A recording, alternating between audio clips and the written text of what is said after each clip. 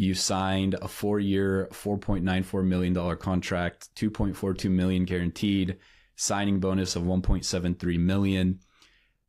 For the kid who put so much pressure on himself to not only succeed for you, but to also succeed for your parents and your family, what was that moment like when you signed that deal? Special, man. That was special. I haven't heard those numbers in a long time. I haven't been thinking about it that way in a long time. Like at the time, I knew I wanted more. I knew I got hungry. I got a little taste of it. I got hungry, but there was definitely a sigh of relief to right as that money hit an account. Was able to go back and purchase my parents a place outside of town. Just help them purchase it outside of town on 7 acres and outside of the inner city that we grew up in. And that was kind of no matter what I think back on in my career, that's helping them, go to another level and start, gaining more experiences outside of just the average, Toledo family is the reason why I would never have anything other than love for the sport and love for the career that I had, was that I was able to do that. But quite frankly, at the time, as most people are, was probably not as grateful as I should have been, and was already thinking about the next $100 million contract that I can be going after. At that time, as the money actually hit my account and actually signed, I was looking up Cody Kessler and Brock Osweiler and thinking, hell, I can be the starting quarterback here and go have 2 decent seasons. I was thinking to myself, hell, you can't go down from one win. I'm going to go get at least 5 wins year 1 and then 8 wins year 2. And next thing you know, you're up for renegotiation for $100 million. So at the time, I thought that was going to be chump change for something that was going to become a lot more money later down the road. But looking back on it, yeah, it was pretty special to think that there was so much work that was put into that moment, so many late nights, so many early mornings, training with my pops that turned into a nice payday for us all. But now, looking back at it, I probably wish I was just a little more, present and realizing that, not a lot of people make it to that point and that not a lot of people ever make that type of money. And I should probably be doing something that's a little more, appreciative of the opportunity that I had versus, thinking about the next one.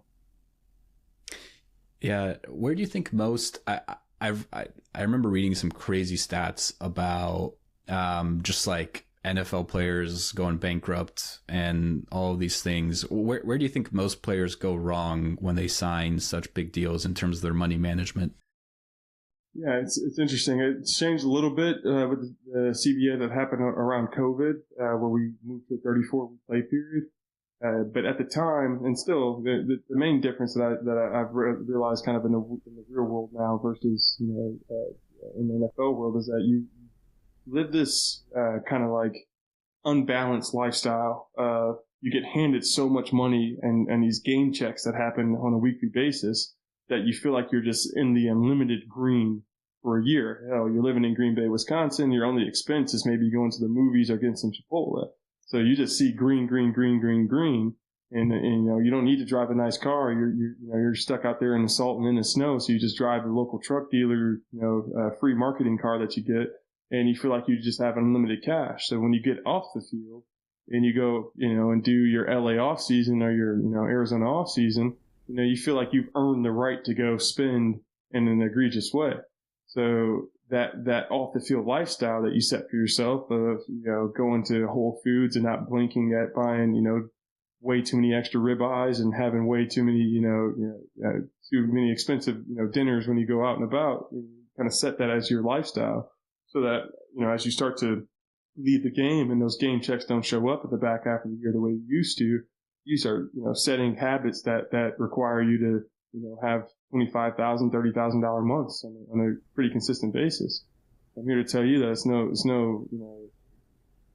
secret that if you continue to spend $30,000 a month and you're not making a dime on top of that, that's going to run out pretty quickly. I think that's probably what happens.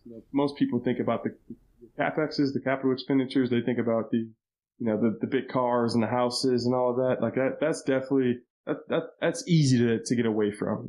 Buying a chain, it's easy to like realize that you're spending too much money. But I think that where people actually go broke is when they're not, even looking at their receipt as they go spend, $500 on a quick grocery run that's supposed to only last them a couple of days. So they go spend, $10,000 2 nights in a row out in Vegas because your friends are out and about. It's that type of lifestyle that actually starts to catch up to you, not the massive cars or the expensive, the massive houses or the expensive cars.